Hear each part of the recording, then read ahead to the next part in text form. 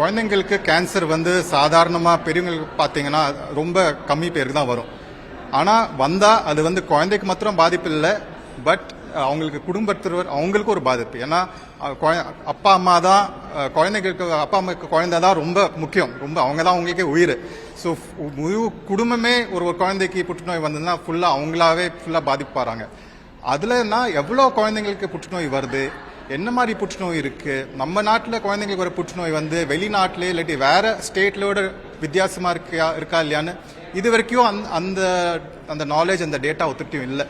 எல்லாரும் இப்படி இருக்கலாம் அப்படி இருக்கலாம் தான் சொன்னாங்க தவிர நிஜமா என்ன நடக்கிறதுன்னு அது பத்தி ஒத்துருக்கும் அறிவிப்பு இல்லை. அதுக்காக தான் அடியார் புற்றுநோய் மருத்துவமனும் சேர்ந்து பாக்கி சென்னையில் இருக்கிற வேற மருத்துவமனைகள், government hospital, private hospital, trust ஹாஸ்பிட்டல்லாம் சேர்ந்து ஒரு வருஷத்துக்கு எவ்வளோ புற்றுநோய் குழந்தைங்களுக்கு வருதுன்னு பார்த்தோம்.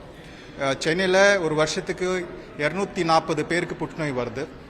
ஆனால் நல்ல செய்தி என்னன்னா அந்த 240 பேருக்கு புற்றுநோய் வரல ஆல்மோஸ்ட் 70-75% குணமாகறாங்க.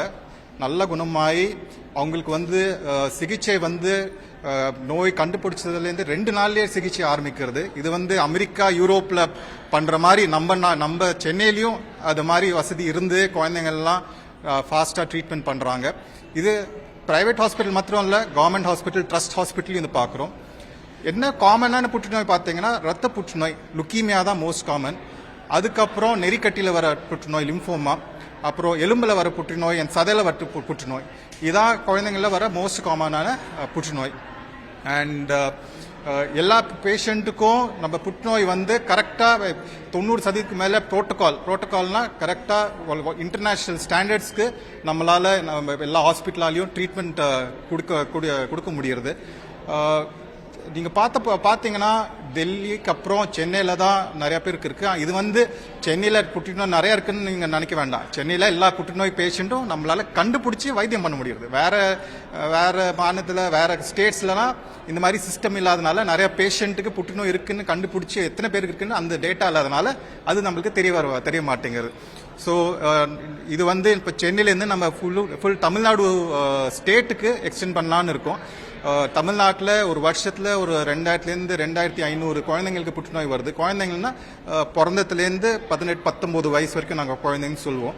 ஸோ நம்ம தமிழ்நாட்டில் எவ்வளோ பேருக்கு வருது, சென்னைக்கும் தமிழ்நாட்டுக்கும் வேறு ஏதாவது வித்தியாசம் இருக்கா, இந்த கிடைச்ச ரிப்போர்ட்னால நம்ம எப்படி இன்னும் இம்ப்ரூவ் பண்ணலாம், இன்னும் எப்படி பெட்டர் சர்வைவல் அச்சீவ் பண்ணலாம்.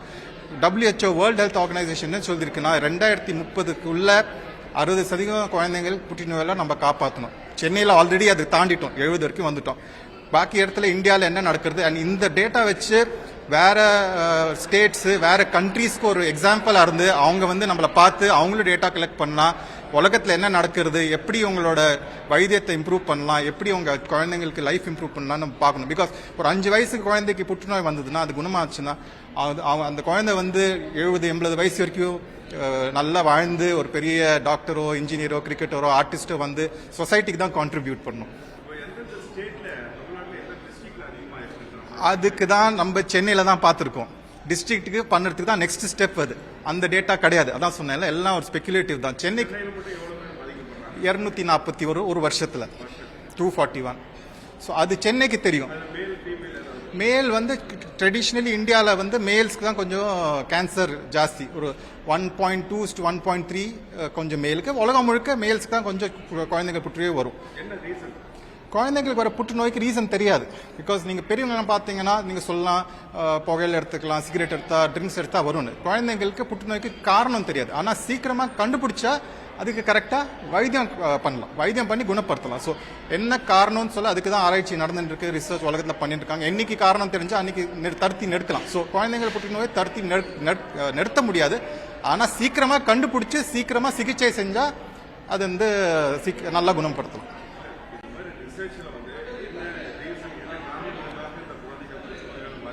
அது உலகத்துக்கு ஒருத்தருக்கும் தெரியாது. குழந்தைங்களுக்கு வர புற்றுநோய்க்கு காரணம் தெரியாது, என்ன காரணம்னு. அது வந்து சில பேர் சொல்லலாம் பேட் லக், நம்ம உலகத்தில் நம்ம உடம்புல இருக்கிற செல்ஸ்லாம் கண்டினியூஸ்லாம் டிவைட் ஆகுது, DNA டிவைட் ஆகுது ஏதாவது எரர் வந்துருச்சுன்னா அது கேன்சராக மாறிடுது. அந்த எரர் எதனால வருது, அது பாதிப்பு எதனால வருது, இது வரைக்கும் நம்மளால கண்டுபிடிக்க முடியல, குழந்தைங்களுக்கு கண்டுபிடிக்க முடியல. அடுத்தது வந்து சென்னையை வந்து நம்ம சென்னையை தாண்டி ஃபுல் தமிழ்நாடுக்கு பார்க்கணும். நம்ம 240 குழந்தைகள் பற்றி தான் கண்டுபிடிச்சிருக்கோம். 2500 குழந்தைகள் இருக்காங்க தமிழ்நாட்டில். அவங்க எப்படி இருக்காங்க, தமிழ்நாட்டில் எல்லா டிஸ்ட்ரிக்ட்லையும் இதே மாதிரி தான் இருக்கா, எல்லா சிட்டிலையும் இப்படி தான் இருக்கா, காமனாக இருக்கா, வேற ஏதாவது வித்தியாசம் இருக்கா, அது பார்த்தா அந்த ரிசர்ச் பண்ணாதான் நம்மளுக்கு தெரியும். அந்த டேட்டா இருந்தால் தான் கவர்மெண்டாலையும் ஆக்ட் பண்ண முடியும். எங்கே நம்ம ஃபோக்கஸ் பண்ணணும், எங்கே எந்த இடத்துல நம்ம வந்து நல்ல இன்டர்வென்ஷன் பண்ணால் அது வந்து ஹெல்ப் பண்ணணும் குழந்தைங்களுக்கு, அதான் பார்க்கணும்.